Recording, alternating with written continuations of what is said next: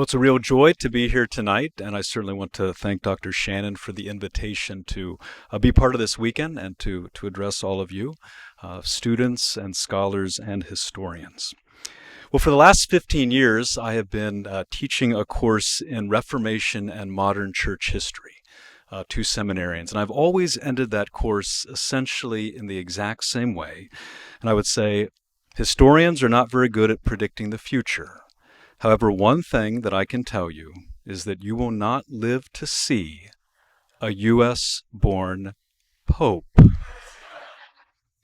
And then, of course, May the 8th happened. May the 8th was the day that we were shocked to find out that we did have our first U.S.-born Pope, Pope Leo XIV. And in addition to being an American, Leo is also an Augustinian, a member of a community that follows St. Augustine of Hippo's rule of life and looks to him for inspiration. So at his very first appearance on the balcony overlooking St. Peter's Square, Pope Leo proclaimed this: "I am an Augustinian, a son of Augustine." And then, quoting St. Augustine, he said, "With you, I am a Christian. For you, I am a bishop." And I thought immediately, how wonderful. We have a pope who knows the tradition, even if he is a mathematician and canon lawyer. So 10 days after after his first homily as pope, Leo began where he had left off. So he talks about St. Augustine 10 days later. He spoke this oft-quoted line, perhaps the most familiar of all of Augustine's writings: "You have made us for yourself, O Lord, and our hearts are restless until they rest in you." And as you know, this is taken from the very beginning of the Confessions, and this quotation accompanies the story of the saint's long restlessness, that inner turbulence that he tried to still through all kinds of things, intellectual pursuits and pleasure-seeking and ambition, but which never was calmed until he found God. So in this very first homily, Pope Leo invites members of the Church to embrace and learn from restlessness. He concludes the homily with these words: "With the light and the strength of the Holy Spirit, let us build a church founded on God's love, a sign of unity, a missionary church that opens its arms to the world, proclaims the word, allows itself to be made restless by history, and become a leaven of harmony for humanity." Made restless by history. These words stopped me in my tracks. What did Pope Leo mean by this? Is this the same kind of restlessness that St. Augustine spoke of, or is it different? And how can restlessness be applied to the study of history? And what is history's place then in the Church's own self-understanding? And what is the role of historians in communicating the truths of history? I propose that a starting point for answering these questions is to consider two of Pope Leo's fundamental influences, Augustine of Hippo and Pope Leo XIII. In embracing his Augustinian identity and in choosing his papal name, Pope Leo claims both. The first, I argue, help shape his understanding of history's meaning and its purpose, and the second, his conviction about how the Church must truthfully communicate its history. So the talk this evening is then divided into three parts. First, a discussion of St. Augustine's theology of history, principally through the lens of the City of God.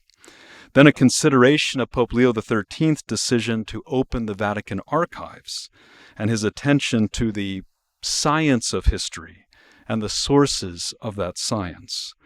And this will help us answer provisionally, I hope, what Pope Leo meant by a church made restless by history. And then finally, I will conclude with brief comments on how an Augustinian and Leonine hermeneutic for studying the Church's past can inform the work of historians and scholars today. All of us, all of you. So first, Augustine, a theology of history. Augustine proposes a theology of history, but Augustine was not a historian. He even discounts history as a kind of mere recounting of events. But he is not anti-history as much as he is unconcerned with the types of things that historians usually concern themselves with. So at his time, what is a historian writing about? Emperors, generals, battles, basically who's on top and who wins. Yet Augustine's work, especially his magnum opus, The City of God, is centered in history. It offers that reflection on historical consciousness and history's meaning. Augustine's approach is more interpretive than descriptive. He is not a chronicler. Historical details don't matter that much to him, but only insofar as they witness to the overarching story of humanity's encounter with God. Augustine argues that the master narrative of all of history, I know you're not going to be shocked by this, salvation. History is only intelligible through the lens of revelation, because God is the only reason there is history at all. Anything less than acknowledging the primacy of God in history is certainly not the whole story. For secular history, if there is even such a thing, is really just history with the sacred narrative completely removed. The City of God's context, then, is very important. When Augustine is writing, why he is writing. He is writing, of course, after the Visigoths' sack of Rome in the year 410. And this timing, in some ways, was unfortunate for the empire and for Christians, because Christianity's growth, its ascendancy, is accompanied by Rome's political decline, leading various pagan critics to argue that abandoning these old gods, that has weakened the empire, and if we were just to turn back to them, we'd be stronger again. Of course, this Augustine vigorously opposes. Christianity did not make the empire weak. Instead, Rome was sacked because it was subject to the kind of instability that is found in all temporal orders. The City of God then responds to the charge of Christian responsibility for Rome's fall, defending the church against its pagan adversaries and also providing Christians with a way of understanding their own history. To accomplish this, Augustine draws on Scripture. He shows how sacred history has unfolded over time. Yes, Adam and Eve, and then Noah and Abraham and David, and so on and so forth, until the time of Christ. Augustine was not seeking then to write church history exactly, but rather to propose a broader historical narrative that makes place, or gives pride of place really, to Christian revelation. In short, history is challenged by Augustine to make space for Christianity. As one scholar wrote, people acquire a new history, and then they require this because they have acquired a new religion. The new Judeo-Christian history, then, could not suppress the old history. Adam and Eve and their progeny had to be integrated into history with characters like Romulus and Alexander the Great and Julius Caesar. This integration, though, was not merely a matter of kind of inserting biblical characters into time, but it's meant to fundamentally change how we view the past. Augustine really does not carefully recount non-religious history, though he does so to some degree in Book 18 of the City of God. And when he does this, he's writing about secular events and persons which he identifies with the city of man. You know that Augustine's City of God has these two loves that are at the center, right? So the two loves, the city of God and the city of man. And the two cities deviate primarily in their eschatological ends, meaning where the two cities lead. That's where things diverge. But they're not always distinguishable in the here and now. We don't always know who's part of the city of God and who's part of the city of man. Until the second coming, the two remain intermingled. As one philosopher summarized Augustine's thought on this, he says, quote, "There are not two strands, the sacred and the secular, which twisted together form the rope of history. Instead, the whole of history is running from one spool, one single spool. As Augustine charts the rough contours of this history, he divides time into 6 ages, corresponding roughly to the stages of human life. He does this in one place, or the 6 days of creation. While time unfolds for Augustine in kind of a linear way, rather than in recurring cycles, like the Stoics and the Platonists thought it did, for Augustine, historical development then, even if it's linear, does not mean that it is progressive or advancing in a linear way. There is no point in the temporal unfolding at which humanity arrives or is completed. But it doesn't mean that there's not a chief event. We know what that chief event of all of history is, and that is Christ. And so really the only important moments, or really the most important moments in time, are what? Incarnation, crucifixion, resurrection. These are the highlights of all of history. And after these events, all of history is changed. Everything after this is changed and takes on a new meaning. Even when there are signs of de-evolution, even when there are signs that sin seems to reign, everything is changed because of Christ. And so this 6th and final age begins after Christ's birth. This is the last age, the time of senectus, the time of old age, marked by waiting. While anticipating the second coming, human existence is lived as a kind of pilgrimage. Augustine writes, "Until the end of this world, the Church will go forward on pilgrimage amid persecution and consolation, the persecutions of the world and the consolation of God." While in this state of pilgrimage, humanity's experience on earth is inevitably marked by instability and disorder. Earthly empires rise, and then they fall. And even the so-called eternal Rome suffers decay. But such mutability is unsurprising, for the city of man generates endless conflict. It produces a restlessness that is not merely an accident or something temporary, but which is a fixture. This mutability, however, is not the final word for Augustine. History's conclusion is quite clear. Christ will come again. All leads to this. To Augustine, we can credit this basic narrative and understanding of history. History has meaning. History is intelligible. And God is its source and its end. So that's Augustine. Leo XIII and the science of history. So 1,500 years later, almost 1,500 years later, Augustine's vision of history helps guide Pope Leo XIII, this long-reigning pope who bridges the 19th and the 20th centuries. Leo nods to Augustine in his own reflections on history, writing that the philosophical treatment of history was conceived and perfected above all by the great Augustine. Augustine's impact was far-reaching, Leo says. As any later writer who has achieved anything worthy of memory in this area, Leo says, used Augustine as his teacher and his guide.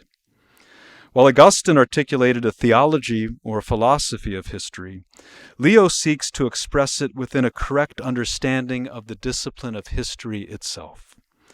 Like Augustine, Leo believes in the importance of the narrative, that Christ is the center of all of history, and the Church is a living witness of the providential unfolding of God's plan for humanity. But unlike Augustine, who really was not that concerned with the details, Leo appreciates that all narratives, proper narratives, are all undergirded by details, undergirded by evidence. And he understood what all historians come to appreciate, that archives are the lifeblood of historical research. Leo's decision to open the Vatican archives, then called the Secret Archives, now the Vatican Apostolic Archive, was motivated by a desire to defend the Church. Just as Augustine faced those who blamed Christianity for Rome's fall, Leo confronted those who portrayed the Church as an enemy of progress. Does this sound familiar?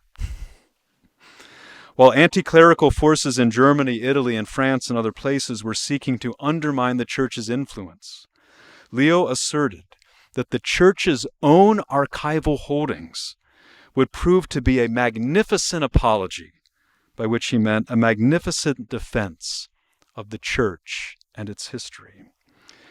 For decades, the Vatican archives were accessible only to an inner circle, basically very, very, very few people. And this vast collection, known as the Secret Archives, due to its private nature, was going to eventually become public. Of course, they were called the Secret Archives not because the Church was actively hiding things or actively suppressing the truth, but regardless, outsiders were not invited in.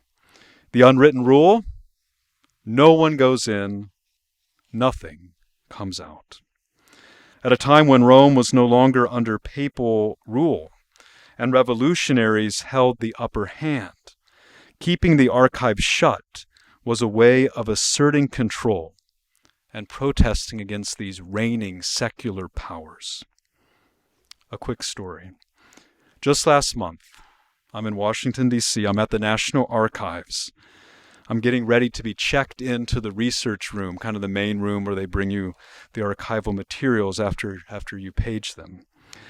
And there's this guard there, and he says to me, he sees me in the Roman collar, and he says, "Hey, have you ever been to the Vatican archives?" And I had to admit, I actually haven't. I said, no, I've not been there, but I hope to someday. And he says, he was very serious, he says to me, "Do you think that there are secrets there that if people knew them, it would change everything?" What a question, right? I said, I think there are secrets there, just like there are secrets right here, referring to the National Archives. After all, I said, that's why historians research. We want to find out things that no one else has found out about, or at least has not put together in the exact same way that we might. But whether there are secrets there, and by this I'm sure he meant basically things that are being withheld from the public, I said, I don't think so. Leo XIII foresaw this basic question. Are there secrets in the Vatican archives? What aren't they telling us? And he sought to open the doors. Pope Pius IX, Leo's predecessor, was content with this closed door kind of approach. But his successor, Leo, imagined something very different. An open archive that would assist historians in defending the Church herself. Leo believed that the papacy, far from being a hindrance to society and to development, had actually been what had preserved the Italian peninsula and had been basically a caretaker of its true identity, its Christian roots and understanding. And he believed that the archival record would show how previous popes had protected Italy from all kinds of things: barbarian invasion and Turkish raiding and Napoleon's encroachment. Historians, however, were not really telling this part of the story.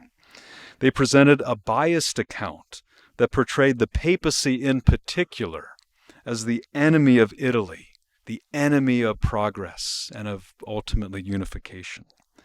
Pope Leo lamented this. Quote, "In our time, the art of history seems like a conspiracy against truth." I think it can feel that way sometimes today as well.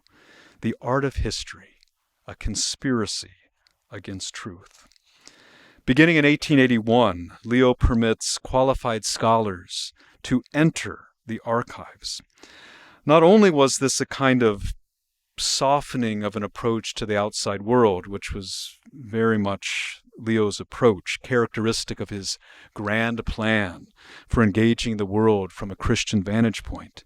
But it was driven by his confidence that open and unbiased access would aid historians and vindicate the church.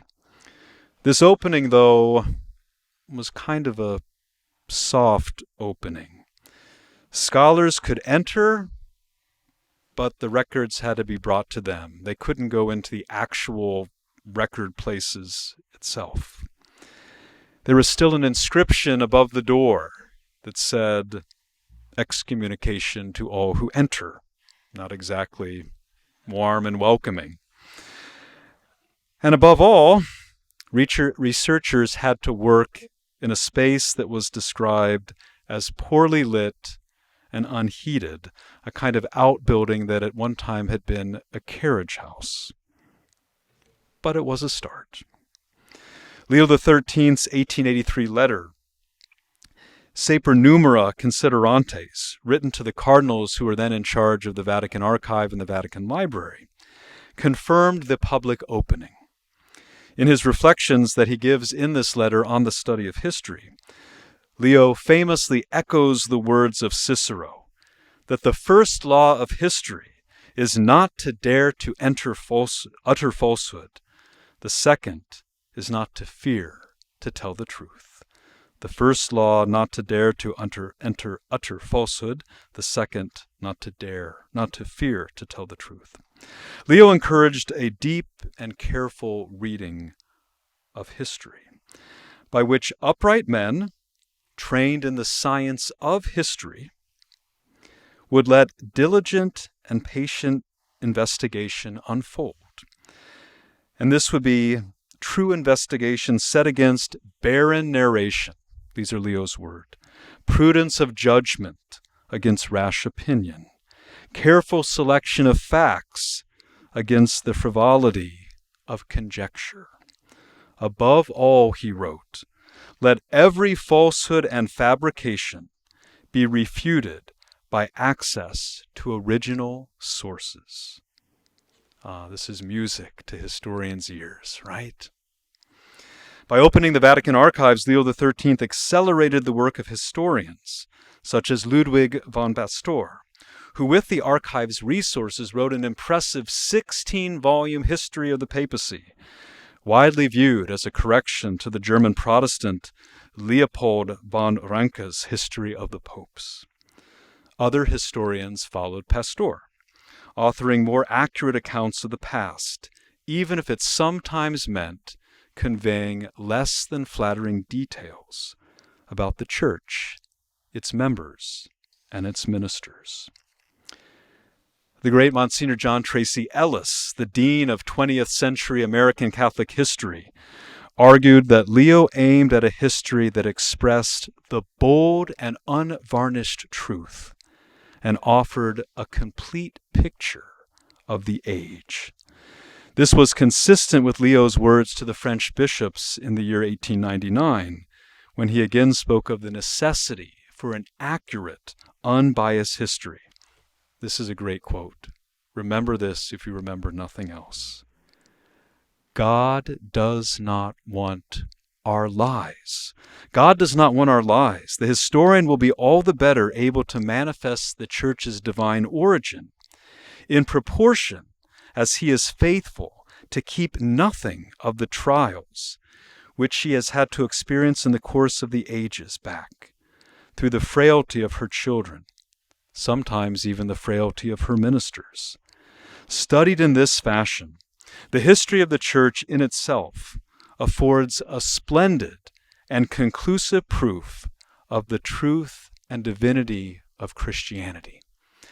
So the truth and divinity of Christianity are not showcased so much by wonderful, holy, beautiful things, but by failure. As you probably have heard many, many, many times before, in a way we've been trying to end the Church since the beginning. Man has not been successful.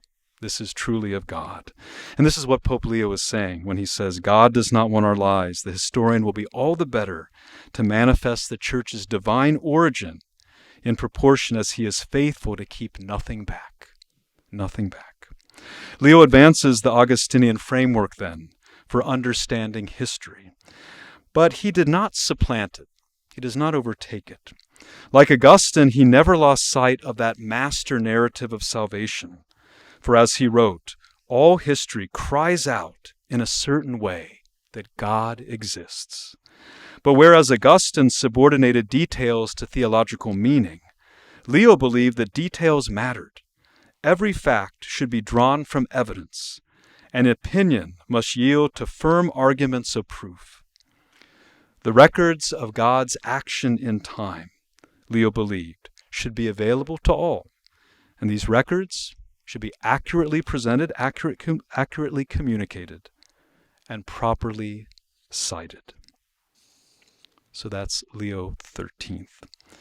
Now we turn to the man of the hour, Leo XIV, and the fruitful tension of history. When Leo XIV chose his name, he invoked the memory of Leo XIII, and in his first days as pontiff, Leo XIV repeatedly returned to his predecessor's example, particularly regarding the social question, and Leo XIII's promulgation of that famous encyclical Rerum Novarum, literally titled On New Things. And considering today's new things, especially the challenges posed by artificial intelligence, Leo XIV suggests that we need to look to the example of his Leonine predecessor. Leo XIV's call for the Church to be made restless by history may echo his predecessor's encounter with the turbulent new things of his own age, including industrialization. Leo XIII responded to a restless world with a kind of creative engagement, offering a Christian response to philosophy and politics and economics, and you name it. Though restlessness is often viewed negatively, of course it can be a source of fruitfulness, as it was for Augustine, as it was for Leo XIII. As Leo XIV conceives it, it's restlessness that offers the Church a path toward self-examination and transformation. Leo XIV offered on June 14th, maybe you saw this in the news, an address to about 30,000 people gathered in Chicago at the White Sox Stadium to celebrate his election. And as part of this video feed, he again quotes St. Augustine. Our hearts are restless until they rest in you. And then he says this, restlessness is not a bad thing. We shouldn't look for ways to put out the fire, to eliminate or even numb ourselves to the tensions that we feel, the difficulties that we experience. We should rather get in touch with our own hearts and recognize that God can work in our lives and through our lives. How then can we say that the Church is made restless by history? For Leo XIV, allowing the Church to be made restless by history acknowledges, I think, that the Church remains on pilgrimage. The Church is on journey until this world is concluded. As Augustine saw Christians as inhabiting the in-between, between incarnation and second coming, Leo XIV speaks of the historical sciences as helping to situate the Church within the tension between time and eternity. Within the tension between time and eternity. This tension, he argues, can be productive, especially as it can help the Church, in the words of Leo, to assess its wounds, read its signs, and be touched by its history. Pope Leo XIV's historical understanding is still emerging. He hasn't spoken about history all that much yet. But looking to Augustine and to his papal namesake offers us some insight into how the present Holy Father might be inviting us, contemporary scholars and historians and students, to engage the Church's past. Augustine and Leo both argued for a Christ-centered reading of history. In our own time, this is not a given, even for Catholics. Dr. Shannon mentioned this at the beginning tonight. There remain disagreements over the meaning of history, what we study, how we study it, and why it's important. And it's always been so. One of my mentors, a college history professor, liked to define historiography as historians fighting about history. And that's basically what it is.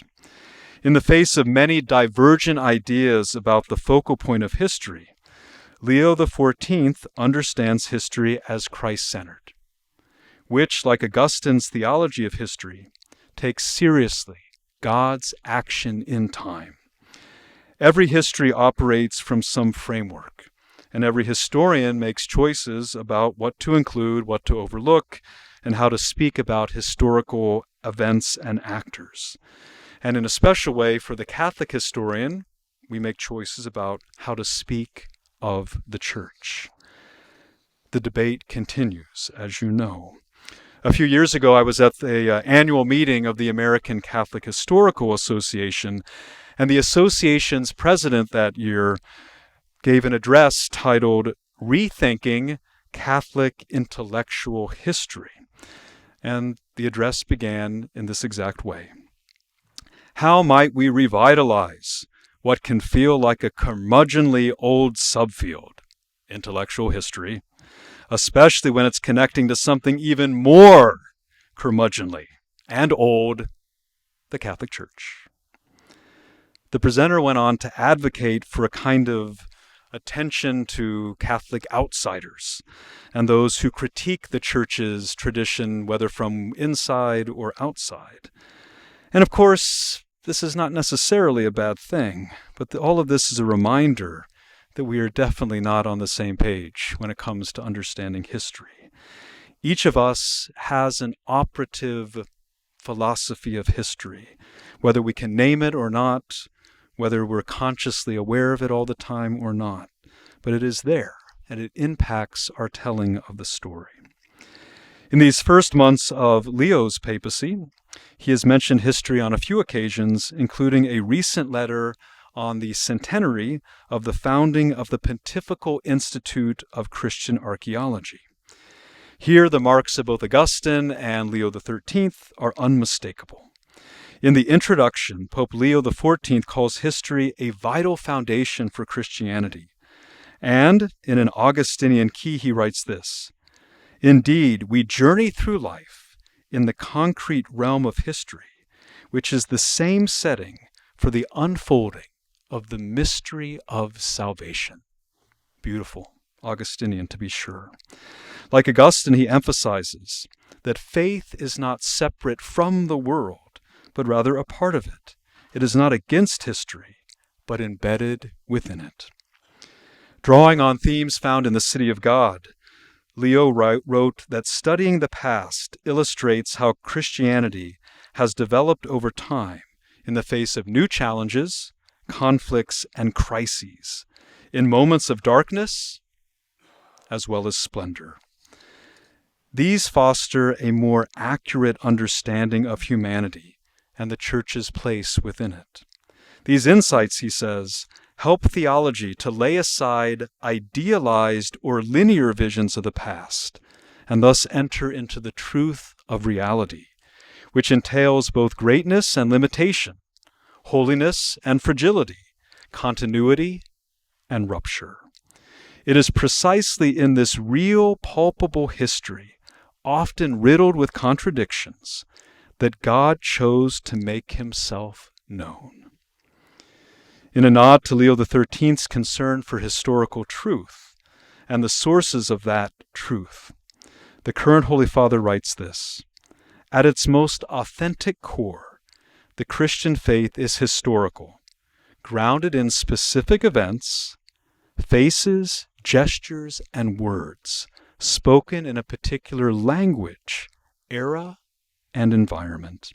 In this, Leo XIV joins Augustinian theology to Leo XIII's historical method, combining a Christ-centered vision of history with attention to evidence and sources.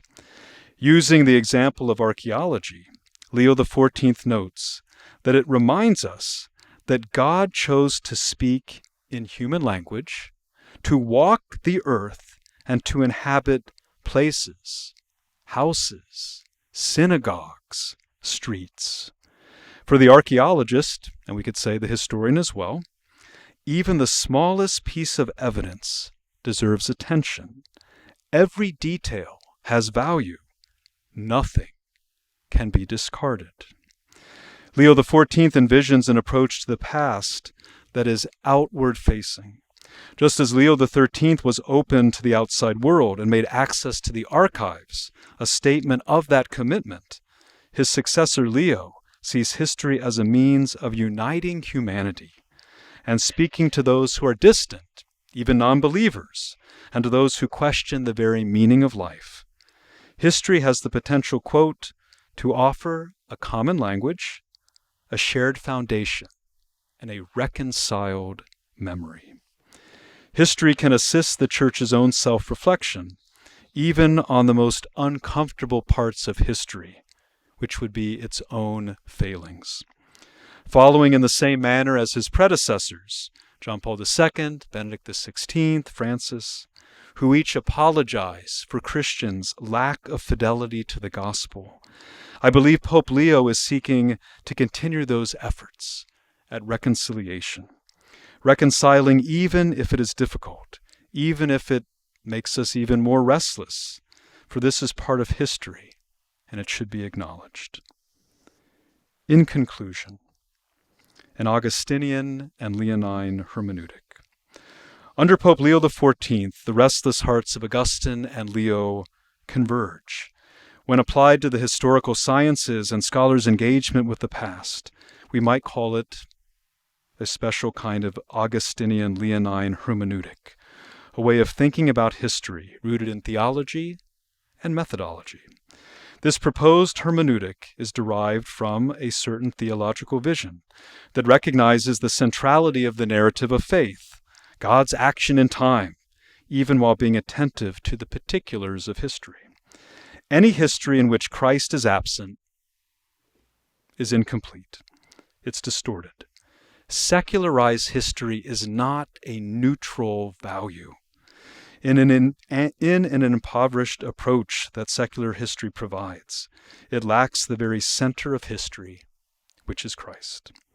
Second, an Augustinian Leonine hermeneutic demands honesty. It advocates for access to the records, even uncomfortable records, things that detail the Church's involvement with slavery, racism, colonialism, empire, failures to protect the weak and the vulnerable. Honest history requires access to these kinds of sources. Today, it's not usually just about opening archives' physical doors, like it was for Leo, but about making records available through efforts at digitization and online finding aids and full-text searching through AI-assisted character recognition. Leo XIII's approach to history remains absolutely relevant and salient. The Church has nothing to fear from open inquiry. But accessibility is not the whole story. The Augustinian Leonine hermeneutic supports, in the words of John Tracy Ellis, a bold and unvarnished truth. It rejects the whitewashing of history as if the city of God and the city of man did not coexist, but instead calls for an honest recognition of the intermingling of sanctity and sin, fidelity and frailty. This acknowledgement of complexity is not a concession to the Church's critics, but a recognition of the Church's pilgrim identity through time. Leo XIV has taught that openness to the complexity of history, that's his phrase, is necessary if we are to be faithful to revelation and loyal to the truth. Yet honesty does not mean hostility. A third dimension of this hermeneutic is a deep respect for the Church, extending to clergy and religious and laity. We're all in this together, and not just those of the present, but those of the past. It requires taking the religious identities and motivations of other people seriously. To write Catholic history is to treat faith as real and operative, and not as some kind of secondary thing or an embarrassment or, still worse, a pathology. An Augustinian Leonine approach encourages historians to view the Church not as a problem in time, but as something that has truly been a leaven for society. In time of institutional distrust, when the church itself is often under attack, there is a tendency for us to be defensive. But this hermeneutic models how to assess the past honestly while viewing the church as a contributor to life and culture. Pope Leo writes, "Studying the origin of Christianity reveals that the gospel has always been a generative force, that the church is always reborn, and that hope has never faded. The church has survived crises before, not by denying them or explaining them away, but by emerging from them changed and renewed."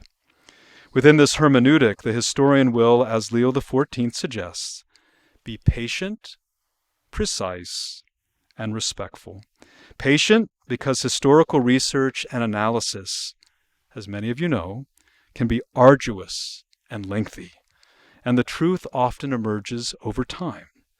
Precise because evidence matters, sources matter, and respectful because the work of the historian deals with real people with authentic conviction. We have much to learn from St. Augustine and Leo XIII, and now our current Holy Father. We can learn from them that all of history's meaning is bound up in the mystery of salvation, that historical research demands an open, careful, source-based approach, and that what is expected of historians is honest truth-seeking and honest truth-telling that never shies away from difficult topics. Together they help guide our engagement with what Leo has called the fruitful tension between time and eternity. Our hearts can be restless. So can our history. But that restlessness, when directed toward honest engagement with the past, can lead toward deeper insight, stronger faith, renewed hope. This is the gift that Augustine, Leo XIII, and now Leo XIV can offer to historians and to the church. Thank you.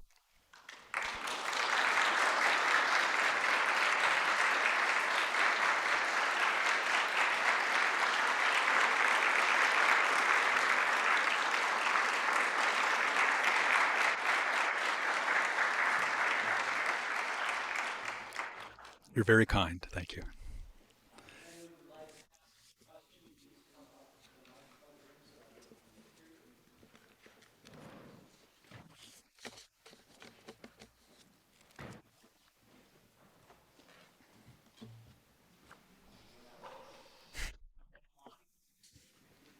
Let's see.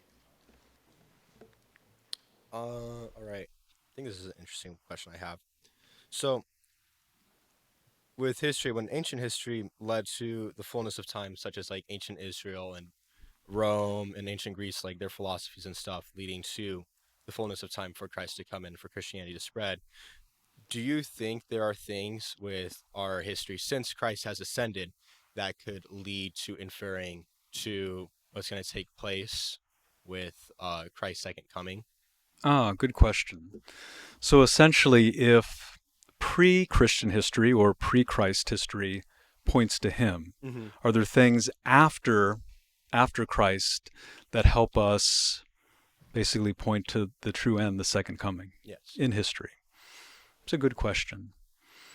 I think that there's always a tendency within man to say yes, that there are. And I think there are, but there's always been, I think, maybe an overemphasis on that. You think about like different millennialist movements. You think about any time there's, the year 1000, that was one of the first ones. And then, of course, some of you remember Y2K, the year Right. two, So I think there's always a tendency to see in history signs of the end times, signs of what could be. But I would like to, even though I want to dismiss any kind of choosing of arbitrary dates, Yeah. which has happened in, certainly in the past, not just by Catholics, but a lot of times by non-Catholics. Mm-hmm. I do think that there are things that still can point to the to the second coming. I think that, isn't that kind of the point, if you will, of some of the some of the Marian apparitions kind of have an end times looking kind of, I wouldn't Right. say warning exactly, but maybe. So yeah, I think that there's without necessarily assigning that to the level of revelation, of course, because revelation ends. I would say that there could be breadcrumbs that point in some way. Yeah, I haven't thought too much about that. As I said at the beginning, historians really are very, very bad at predicting the future or thinking about the future. We're much more past oriented, but that is really an excellent question. Obviously, it goes without saying that different interpretations of the Book of Revelation fall into this. To be sure, I will share with you one little quick anecdote. This is maybe about 4 or 5 years ago. The priests of the seminary, we get together every Monday night for a little social, so once a week, after evening prayer and holy hour. And the one night, somebody thought to ask, you know, do you think the end of the world is sooner or more distant? And I can tell you that I was one of the. I think I may have been like one of only one or two. There were maybe two of us at most of the 9 priests who I said distant. All the other priests said, I think that I just by looking around, reading the signs of the times, that Right. it's going to be soon. But I think maybe with a historical vantage point, you tend to think of everything just being a little bit longer and more protracted. But excellent, thank you. Thank you very much, Father Endres, for your excellent presentation. Um, During your talk, you distinguished a cyclical idea of time of the Stoics and the Platonists from a linear or progressive idea of time. I followed that, but then I was struck by your distinction of a progressive idea of time and a linear idea of time, because in my mind, I guess I always think of those as sort of the same thing. So Right. I wondered if you could clarify that distinction, what you mean between a progressive idea and a linear idea, and whether the Yeah. idea of progress is a Christian idea or is it a secularist idea. And then I think if I followed, you quoted Leo the 14th as saying that we have to set aside an idealized or linear idea of the past. And so, how do we understand that in light of this distinction of linear versus progress? And does the Pope really mean we have to set aside a supersessionist or progress idea? Yeah. Is it just a confusion of terminology? Yeah, that's a great question. When I was putting this together, it was one of the things that was kind of rattling around in the back of my mind. And one thing I do think that drawing the distinctions is important, and maybe I'll start with kind of what you ended with, in that I guess I don't know this for sure, but I think that when Pope Leo the 14th used that term, kind of casting aside a linear understanding, it wasn't that he wants to cast aside that completely, but he doesn't want to see it as progress. And so I think he probably didn't use, or maybe it was just not chosen this way. Because when you say he doesn't believe in a progressive understanding or progressive reality, that automatically does what? There's all kinds of all kinds of things that accompany progressivism or progress. So I think that could be part of it. But the whole idea of linear versus a more cyclical understanding, and whether you can have linear without progressing at all, I do think that that's what Augustine is kind of seeing. It doesn't mean that there aren't peak moments of history, but it's not cyclical and it's not linear in terms of always proceeding in a way forward. I think about this primarily in the lens, I'm a U.S. historian by training. I think about the fact that, I don't know, are we always moving forward? Or maybe where we should be headed is somewhere else. I forget if it was C.S. Lewis, or there is someone that has some comment on this about sometimes you think that you're walking forward towards the truth, but the truth lies behind you. And I think that there's a lot to be said for that kind of understanding. I certainly don't believe that we can say that we make progress in everything. I know our society and our culture wants to believe that. They think that simply by finding one more thing to kind of kick down, that somehow is progress. But I just don't think that, and I don't think it's consistent with a Christian historical understanding either. So yeah, I think what I would try to kind of hold in some kind of balance or some kind of tension would be a linear understanding, at least in terms of the fact that Christianity, or time itself, is moving along, that there are kind of peak moments. Obviously, Christ coming among us as man has to be the peak moment of that. But things that follow that are not necessarily progressive, meaning that really you can have de-evolution. You can have times when I mentioned that sin seems to reign. And I think that's why, going back to the very first question, why all of those priests, seminary priests, were like, yeah, the Lord is coming soon. Because we see signs of de-evolution, not progress. So thank you. Thank you very much. Thank you, Father, so much for your talk. I did want to ask, as a student of history, how would you recommend avoiding some of the, avoiding the temptation, perhaps, to purely see history regarding the church in an apologetic lens, Yeah. and therefore discounting arguments that are perhaps not putting the church in a very good light? Yeah. This is a great question. As you know, and as I certainly mentioned, I believe wholeheartedly in Christ and the church, and root my life in that. But it doesn't mean that there haven't been moments of terrible, terrible choices that run contrary to the gospel within the church. And it's that distinction, or that tension between the fact that the church is sinless, it's holy because of Christ, does not mean the members of the church have that inherent holiness or sinlessness. So I think, yeah, for me, apologetic approaches certainly are not all bad, but they can risk telling only part of the story and being very limited in their approach. I have actually encountered that personally, and really had a hard time grappling with it to some degree. I was asked to give a talk it's the Institute of Catholic Culture, I think it's called. They have these series of online talks. And they asked me if I would talk about the church and slavery. My background really is on the American side of that, but they said, no, go back to the Spanish part, go back to the, kind of the colonial and that kind of era.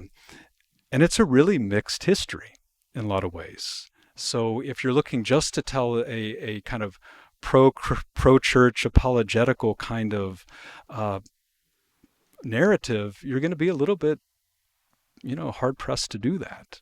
But I think honest history is certainly the best. And we take a look at it the best we can, all of the sources, all of the material. But hopefully it allows the truth to shine through in the end. And I think it can. But yeah, I think apologetics can be too narrow for honest history. Thank you so much. But truth does have a capital T, right? So we know that it's there's a connection there. Please. Thank you, Father, for a wonderful talk. I wanted to ask on the question of the opening of the Vatican archives and Leo XIII's approach.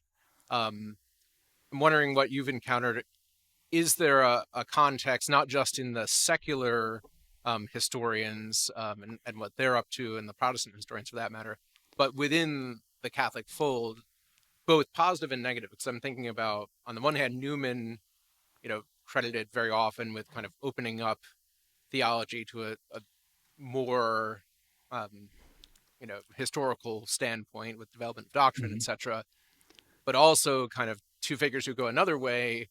Lord Acton, who's kind of ambiguous, but more anti-papal in the end, right? Yeah. And then I've been racking my brain to try to remember the German theologian who ends up being the big old Catholic leader. Oh, von Dollinger. Yeah, Dollinger. Yeah, exactly. And is that also part of the context where we're facing the internal conversation in the Catholic world, especially about the papacy in particular? Yeah, that's a good point. Yeah, as I mentioned, and anyone that of course knows the time period that we're talking about between basically end of Pius IX, beginning of Leo XIII, they know that this is like so you have papal infallibility being discussed, you have the First Vatican Council, you have the seizure of the Papal States, you have the Franco-Prussian War and the takeover of Rome.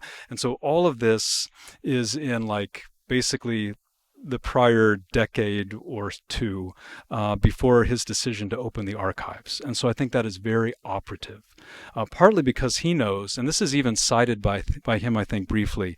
There's these Magdeburg Chronicles or Magdeburg Centuries, I think it's called. So Protestants are writing history about the church, but they don't have access to the documents either. So it's when no one has access to the actual source material, it can go in all kinds of different ways. And so I think the worry of Leo is that if the Catholics don't even have access to their own tradition and their own archives, they can't say anything against these Protestants who are writing the kinds of things about the papacy and about others. So I think that is absolutely part of the context for the decision, for sure. Yeah. Thank you. Hello, Father. Thank you for your talk again. So I remember you talked about how world history relates to church narrative, and I was kind of wondering more explicitly, how does Asia's history relate to sacred narrative? Like an example, China or India or countries or regions not explicitly related to church narrative, if that makes sense. Mm-hmm. Yeah, this is a good question. In my Reformation and Modern Church History class that I'm teaching right now, we actually just spent, I guess it was on Tuesday, a little bit of time on the church in China and the church in Japan, basically in 1500s, 1600s. And I think that when we look at what might be called missionary churches or young churches, they do fit into, obviously, God's unfolding in time. So the church is unfolding in time. So I don't think it's merely a Western civ narrative or one that doesn't make room for other cultures. I think it can, and probably in the same way that Augustine originally conceived of it as well, because he has this well-established Roman history, and then basically it's well, where does Christianity fit in? I think the same kind of thing has to be done for world history in general, which is to show the presence of Christ, the presence of the church, and God acting, what we could probably say, I think many would say, in the same kind of pedagogical way that he worked with the Jewish people, readying them to receive the gospel, readying them to recognize Christ. And I think we could say that about various cultures, including the Far East. Oh, thank you, Father. No problem. Thank you, Father, for your talk. I was wondering that since you referred to how Pope Leo was the 14th was trying to restore an Augustinian hermeneutic towards looking at history, I was curious, what would be some other ways of looking at history that you would say were existing in the Catholic intellectual space before this? Mm-hmm. Or would you say rather that the Catholic study of history had rather just not really been developed at all? Yeah, that's a good question. I mean, I think that's kind of at the heart of a meeting like this, is to consider these variety of approaches, if you will. I think that what I was trying to do primarily through the lens of these various figures is to show that we don't have to lose sight of the narrative of faith and the narrative of salvation to be good professional historians, using the sources, going to the archives. So I think there's a way to bring that together. I think that what historians typically do is they typically lose sight of the narrative of faith in favor of the professionalism, if you will. When I was at the Catholic University of America, it was an interesting time because the school was what they called departmentalizing. So when I came in, there was a department of church history, and then it kind of got merged together. And one of the things that I didn't really take full account of, I guess, when I first started and was in the Department of Church History, is how historical theology and systematicians who utilize history, it can be very different. Their approaches can be quite different. For the historian, there's an attempt to not make value judgments. With theologians, not so much.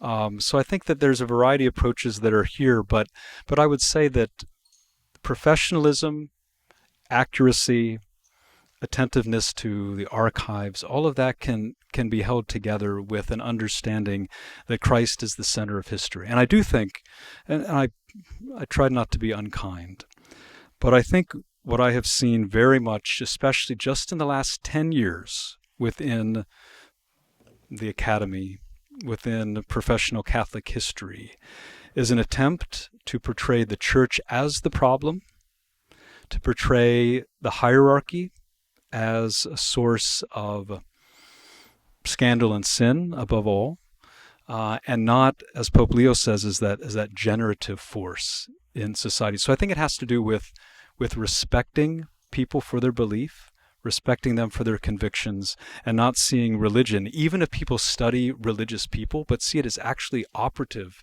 in their lives. So I think that, like I said, in the last 10 years, I've seen certainly a move towards kind of an anti-church, anti-institutional, and anti-hierarchical understanding, impacted not just by the way historians talk, but the topics that they pursue.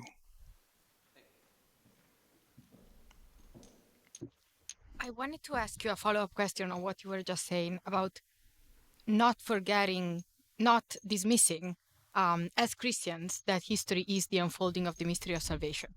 When you're writing a history book, I see myself as a historian, as a woman of faith. Yeah. But at the same time, when I'm writing a history book, what I'm using is the critical historical method, Right. a method that everybody can follow, that everybody can understand, that everybody can employ, even people who